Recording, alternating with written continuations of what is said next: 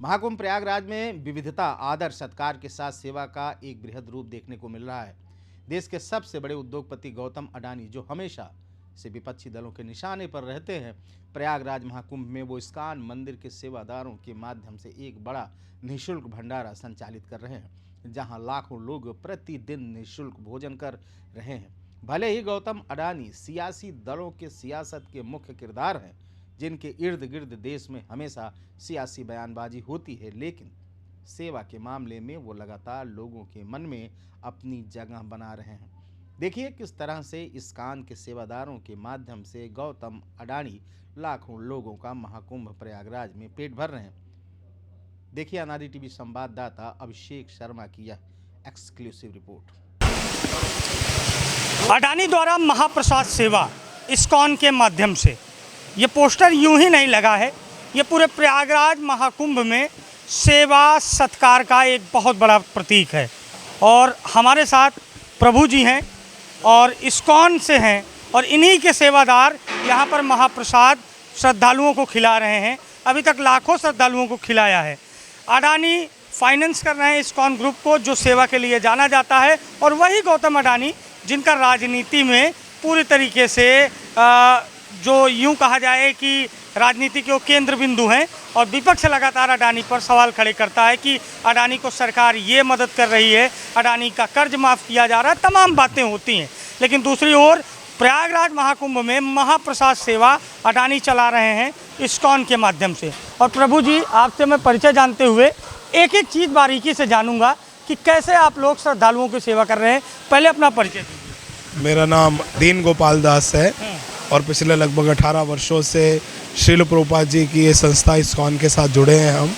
और अभी इस समय वैसे तो इस्कॉन ऋषिकेश में कार्यरत हैं और लगभग पिछले 15 दिनों से हम यहाँ पर हैं, जो ये पूरा किचन का सेटअप चला रहे हैं। सबसे पहले मैं अपने सहयोगी से चाहूँगा कि इस रोटी की मशीन को दिखाएं। और प्रभु जी आप बताएं, ये रोटी की मशीन किस तरह से काम करती है और कितनी रोटी निकाली जाए, क्योंकि कहा जाता है कि रोटी मिलना ज़रूरी है, तो भोजन में सबसे ज़रूरी रोटी है और रोटी खिला रहे हैं, तो क्या कहेंगे?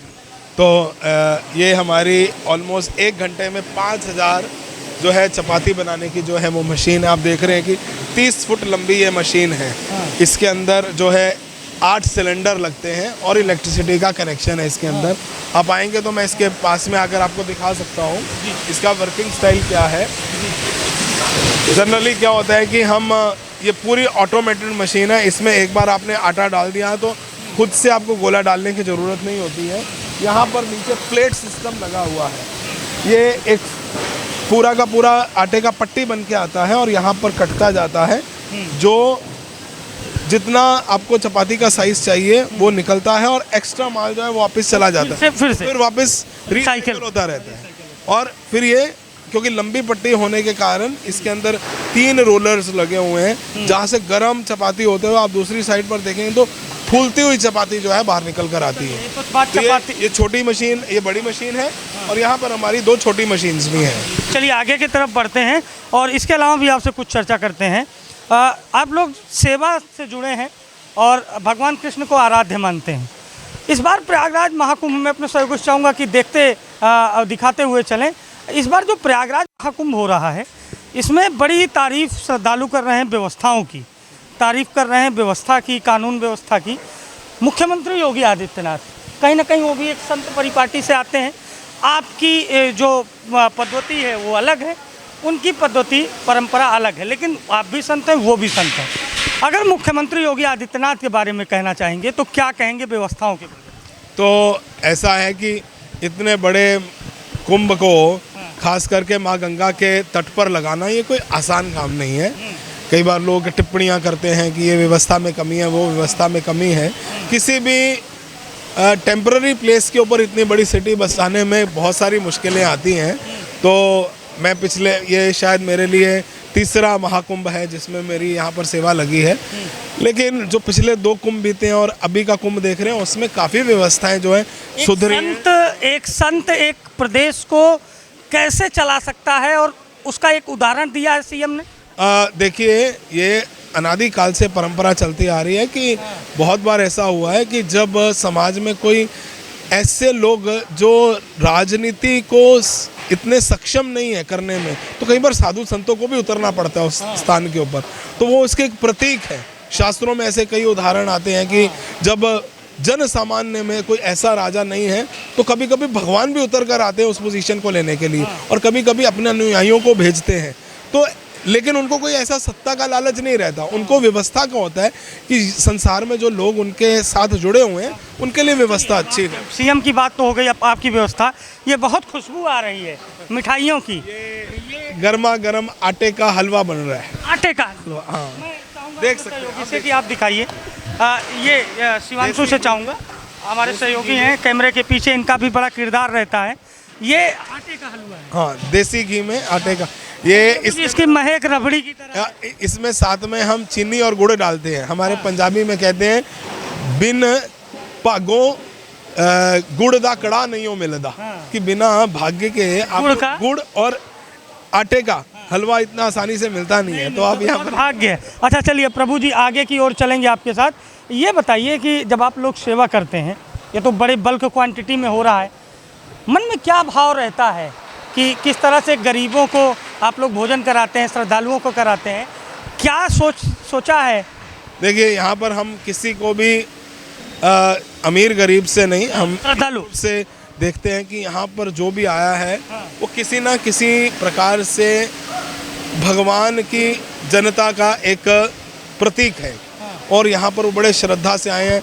यहाँ पर करोड़ोंपति भी आ रहे हैं और जन सामान्य में गरीब लोग भी आ रहे हैं, तो हमारा उसमें कोई भेदभाव। अडानी जी ने सहयोग किया, उन्होंने फाइनेंस किया, आप लोग पूरी तरीके से साथ मिलके आप लोग कर रहे हैं, श्रमदान आपका है, फाइनेंस वो कर रहे हैं। ये अडानी जी के बारे में तमाम बातें होती हैं राजनीति में, और देश के बड़े उद्योगपति हैं, तो हम तो सबका सम्मान करते हैं, उनका भी करते हैं, आपका भी करते हैं। आप क्या कहेंगे उनके बारे में?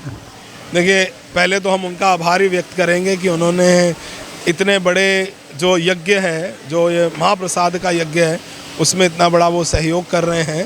तो राजनीतिक तौर पर समाज में क्या चलता रहता है, एक साधु संत उसको दूर की दृष्टि से देखने का प्रयास जरूर करते हैं, लेकिन उसमें अंदर नहीं घुसने की कोशिश करते हैं। लेकिन तो सेवा जानता है। हाँ, तो हमारा कार्य है कि जिन्होंने भी हमारे को ये सेवा दिया है, अडानी जी भी हैं और भी बहुत सारे लोग हैं जिन्होंने ये सेवा, कोई शारीरिक रूप से सेवा कर सकता है, कोई धन के रूप से कर सकता है। सबका स्वागत, सबका स्वागत है। अच्छा, कोई आप बड़े मुझे बताइए, इधर सब्जी काटी जा रही है, हम लोग इधर चलते हैं, ये सब्जी सेक्शन है, यहाँ पर क्या क्या होता है? देखिए, यहाँ पर हमारे आप देखेंगे, ये हमारा लगभग 25-30 माता जी इसका ग्रुप है। ये महाराष्ट्र से, मुंबई से, अलग अलग स्थानों से, दिल्ली आदि से आया है। इनका सुबह से लेकर शाम तक यही रहता है। देखिए, हमारी यहाँ पर मशीन्स भी हैं, लेकिन मशीन तक पहुँचने के लिए भी सब्जियों को सॉर्ट आउट करने की ज़रूरत पड़ती है। छोटा छोटा सब लोग सॉर्ट आउट करते हैं, और अभी वैसे तो फ्रोज़न मटर भी बड़ा यूज़ कर सकते हैं, लेकिन हम फिर भी चाहते हैं कि आप देखेंगे हमारे यहाँ पर हम जो है फ्रेश मटर भी बहुत सारा यूज़ करते हैं, ताकि वो। ये तो सब्जी सेक्शन हो गया। ये गुरु महाराज जी आपसे जानेंगे, इसकी बड़ी चर्चा है कि आप लोगों ने रेलगाड़ी बिछा दी है, रेलवे ट्रैक बिछा दिया है, और भोजन की रेलगाड़ियाँ इस पे दौड़ रही हैं। ये बताइए, ये क्या है? ये 2008 में हमारे पास जब हमने ये किचन को सबसे पहले शुरुआत किया, तो वृंदावन में थे हम, तो हम चूल्हा ऐसा नहीं बनाते थे, थोड़ा और सिंपल चूल्हा बनाते थे। लेकिन सबसे बड़ी दिक्कत क्या आती थी, चूल्हे को जो है अग्नि से बाहर निकालने के लिए हमको कपड़ा डाल के उसको खींच के लाना पड़ता था, तो बड़ा मुश्किल होता था, और कहीं पर भी लेकर जाना होता था तो कम से कम 20-20, 25-25 लोग लगते थे उसको धक्का मारने के लिए, लेकर जाने के लिए। एक दूसरे से कनेक्ट है? हाँ, दो चूल्हे एक साथ कनेक्टेड हैं। और इससे फिर आप लोग, हाँ, क्या है कि वो अपना भार हल्का करने के लिए हमने ये क्रेन सिस्टम और ये गाड़ी का सिस्टम बनाया है। हाँ। इसके ऊपर सीधा क्रेन जो है यहाँ से निकालकर उस गाड़ी के ऊपर रख देती, फिर हम कहीं भी ट्रांसपोर्ट कर सकते हैं, आपको कोई शक्ति नहीं लगती है।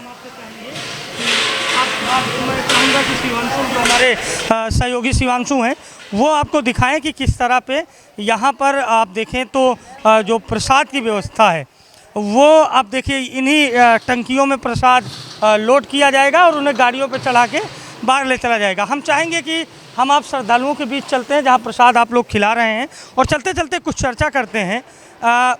जो इस्कॉन है वो कृष्ण जी की भक्ति की संस्था है, सनातन सभ्यता का आप भी पालन करते हैं और गीता बांट रहे हैं आप। गीता बांटने के पीछे उद्देश्य क्या है? देखिए, गीता बांटने के पीछे उद्देश्य क्या है कि आज संसार में, समाज में हम देख रहे हैं कि इंद्रियों को भोग करने के लिए बहुत सारे साधन बन गए हैं। बड़ी बड़ी गाड़ियाँ, बंगले, लैपटॉप्स, मोबाइल, ये वो, जिससे आजकल के जो हमारे पूरे के पूरे बच्चे हैं उनको ये समझ में आ गया है कि अपनी सेंसेस के साथ एंजॉयमेंट कैसे करनी है।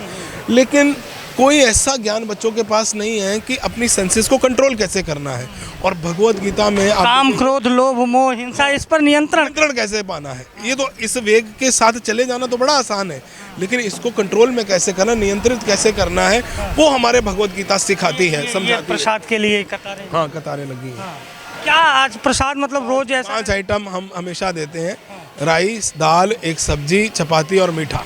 ये कॉन्टिन्यूस हमारा चलता रहता है, जिसमें आपका जो शारीरिक रूप से भी आपको प्रोटीन चाहिए, आपको फैट चाहिए, कार्बोहाइड्रेट चाहिए, टंग के लिए मीठा कुछ चाहिए, तो सब कुछ इसमें रहता है। तो अंत में क्या संदेश देंगे? बहुत बड़ी सेवा है, अडानी ग्रुप ने सहयोग किया, इस्कॉन ने बीड़ा उठाया लोगों की सेवा का, आप क्या कहेंगे? एकमात्र यही हम कोशिश करेंगे सबको कहने की कि देखिए, बड़ी मुश्किल से ऐसा व्यक्ति को सौभाग्य मिलता है कि हज़ारों लाखों लोगों की एक साथ सेवा करने का।